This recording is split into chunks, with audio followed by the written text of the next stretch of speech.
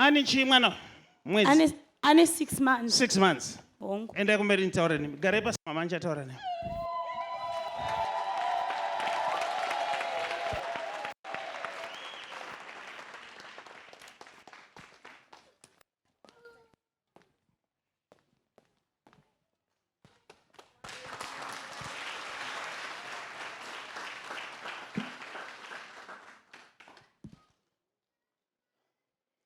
Pamama kagara pamama.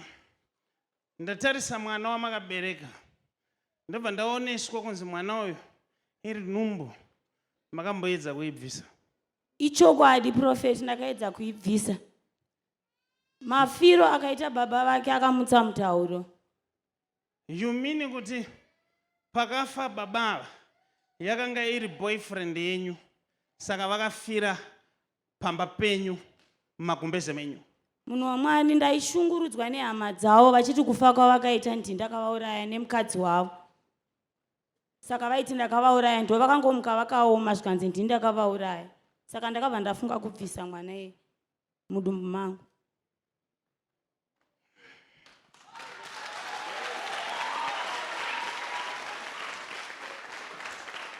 Now, vana zvipo zvinobva kuna Mwari.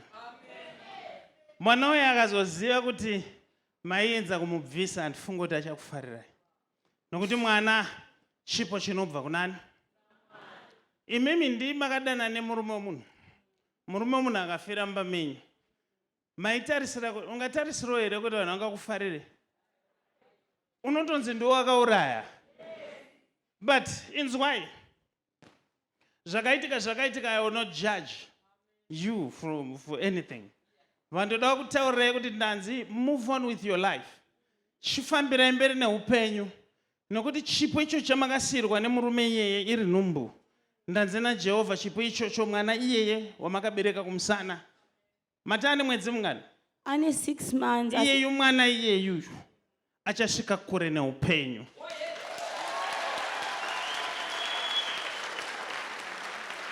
But listen to me. Ndoda kuti munzwise kuti pese paunoita musikanzwa chinogona kungobvondoka.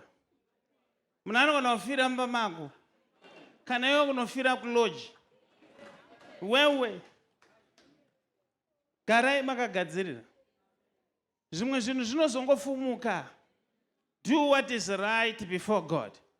Ngatiite zvakanaka pamberi paMwari. But kana uchinge wasangana nedambudziko usaedze kuzochera gomba. Uchida kufushira rimwe gomba nokuti hapana ivhu. Kana uchida kufushira gomba pasina ivhu unogona kupesera wachera gomba rakaenzana nerowafushira. Don't try to cover up. Ndikutodza mumwe munhu. Kana chinhu chatobuda. Chatofumuka. Uona manje. Waigona kuramba kuti handizvizive patika pakanga paine nhumbu futi kudhara. Wozongoita sei? Endai munochengeta mwana. Matabasa prophet. Goodness yendi mesi we iriyo amana timret batamutumwa uponesi. Big Sunday yakasiyana nemamwe. Big Sunday service na Prophet Tifredi Musuwe Sunday 1 February 2026. Zvirikuitika kubva na 10 mangwarani kusvika na 4 zuva rovira. Tinenge tiri pa number 11403 kona Highland Road na Mushayabande Road, Glenora B Muharare. Pane zvihombe zvakakumirira, saka wanikwa uripo panzvimbo. Goodness and Mercy Ministry.